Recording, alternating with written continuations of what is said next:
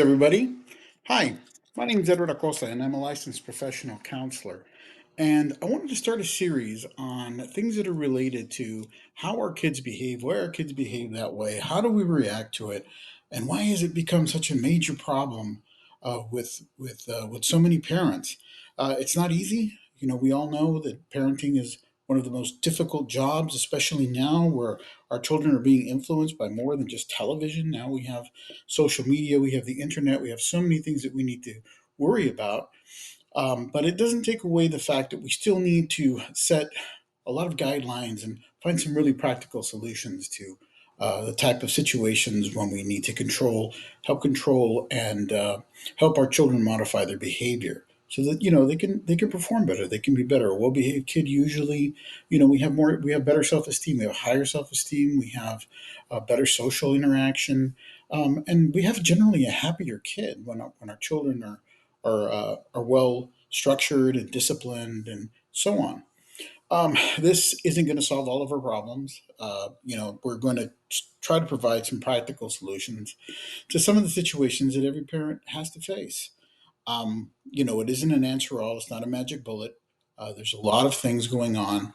There are also a lot of psychiatric conditions that sometimes contribute to our children's misbehavior. And we'll get into those at a later time. But what I'd like to really focus on is just some practical sense as far as what it is that we need to do with our children now. So let's get started by understanding, why is it that our kids do what they do? Why is it that they don't listen? Why is it that they misbehave? Why is it that they go against a lot of parents' directives? And the explanation is really quite simple. It's really quite biological as well. The fact is that our kids are trying to meet needs. They're trying to meet their own needs, and the needs that they're trying to meet are needs of autonomy, needs of independence. Our kids are coming out. Remember, the first three words of kids are usually mom, mommy, daddy, and no. And no is a situation where it's kind of their first declaration of independence, where they don't want to do the things that mom and dad asked them to do because it isn't fun and it isn't cool and it isn't something that I want to do. So I don't want to do it, right? So this is how our children think. Now, we'd like to think sometimes that it's just them being overly coddled or spoiled, or them just being defiant and being absolute brats.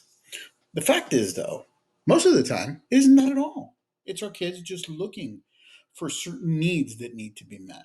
Now, generally, kids misbehave or try to achieve their autonomy for four different reasons.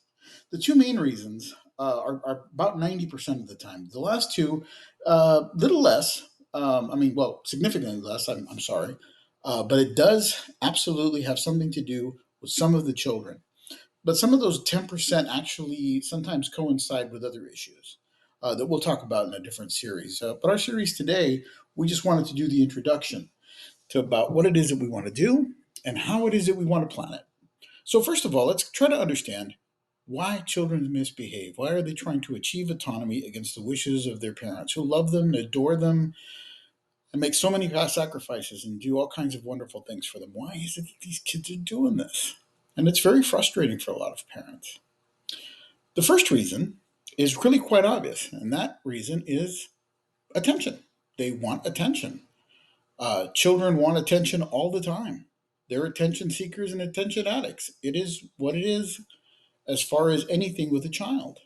Because if we examine that, you know, let's see how that need for attention comes. You know, the human child is probably the most defenseless creature on earth. The human infant. On its own, it could never survive. A baby rattlesnake, the minute he comes out of his egg, he can kill a man. A baby whale is born, he's swimming. A colt born from his mom, a horse, they're running in 5 to 10 minutes. They can, all of these things are instinctual. They can leave and they can avoid danger and they can defend themselves. Human children, that isn't going to happen. So, what does that mean? That they come 150% dependent on their caretakers: moms, dads, grandmas, aunts, uncles, fosters, anybody that is there to care for them. Kid makes a noise, this nice lady responds. So the kid starts understanding. Okay, make a noise. This lady responds. So the more noise I make, the more she comes, the more I get attention. So, therefore, children continue to build that. And one of the things that we're going to talk about with our kids later on in another session when we start talking about a little bit more about child development is that all children are egocentric. There's nothing wrong with it. It's not like they're egotistical little maniacs or not. That's not what it is. They are child centered. They are egocentric. They think that they are the center of the universe, and in their own way, they are. They are. If you've ever asked a 4-year-old little girl who's the most beautiful little girl in the world, she kind of looks at you like, "What the heck's wrong with you?" It's me. I'm the most beautiful little girl in the world. What kind of question is that? So, this is one of the primary reasons why children enjoy and want and crave attention, because it is part of their fulfillment for their autonomy through their egocentrism and through their basic needs. Feeding, changing, protection forms attachment. So once the child forms an attachment, that attention is constant. So when children misbehave, we go back to our three first words, mommy, daddy, and no, their first declaration of independence. That is what they're trying to do. They've got the attention, but they don't want to do what you're asking them to do. So another reason that kids misbehave when they're attention seeking is because they're not really socially regulated very well. In other words, many of them don't know how to behave in public around visitors, around house guests, around relatives, around other people. And they sort of calling the attention on themselves to be the center of attention. And when somehow or another that attention isn't there, guess what happens? They're going to misbehave. Another, issues is people have told me, well, what about spanking? We're going to talk a lot about spanking during the course of the series. This is one guy took his little girl to a party. The little girl was just being completely, she was being completely defiant. Um, Gentleman took her into the bathroom, gave her a couple of whacks. She came out and she was calm.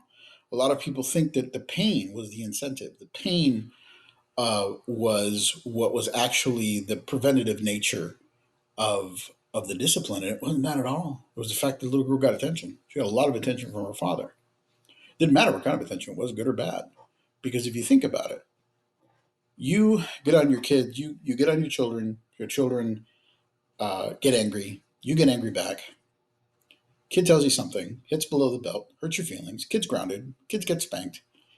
You go to your you go into your room, you have a splitting headache. 2 minutes later, the kid's fine. You still have your headache. So basically, what they're doing there is they're still seeking a lot of attention. And attention is a really important part because we're going to talk about how to give our kids the appropriate, natural, healthy attention that they require. And that kind of goes a long way to discipline because a kid that gets sufficient, healthy, appropriate attention isn't really going to be acting out because their needs are being filled. So it's important to remember that. The second one, and remember, the first one we're still going to get into in different series. The second main concept when it comes to why children misbehave is very simple, and that is that they're angry. That is, they want control. They want to be able to control situations. Now, this is a kid that's a little different than the first kid. But most children misbehave for attention or for control. The control kid is usually a bit more intelligent, emotionally intelligent, but they don't use the intelligence to benefit themselves or others. They use the intelligence, again, to go back to autonomy. And the control there is that they know that they can tick off their parents, they know that they can push their parents' buttons. Kids do this stuff to their parents for one basic reason: the kid knows how much they're loved. And they take advantage of that because they're going to be saying, well, no matter what I do, no matter how bad it gets, mom and dad are going to forgive me in the end. Yeah, they're going to get mad. They're going to ground me. They might even spank me. But in the end, they're going to forgive me. So control has a lot to do with what's going on with our kids. And we're going to get into that a lot too. The other two reasons is one called, of course, revenge. They want to get back at the parent. This is a bit more maladaptive and a bit more problematic, related to other issues, possibly oppositional defiant disorder, and some impulse control issues. And the third one, I mean, the fourth one, I'm sorry, is usually a child will misbehave to hide a disability. For instance, if the child is asked to read out loud in front of the class and the child really doesn't read well, the child might start acting out in order to avoid that. Again, these are issues that are a bit more complex than the first two, and those are definitely things that we'll get into. But I just wanted to introduce myself, introduce our subject, and we're going to continue to talk. We're going to continue to have these dialogues, and I welcome any questions. I welcome any types of observations that you guys have had with your kids, and encourage you to please let me know. And we'll definitely find out. I don't know everything. Whatever I don't know, we're definitely going to look up and try to help you out with. But in the meantime, it was great talking with everyone, and I look forward to the next time that we can hang out. Okay? So, you guys have a great day, and we will be back soon.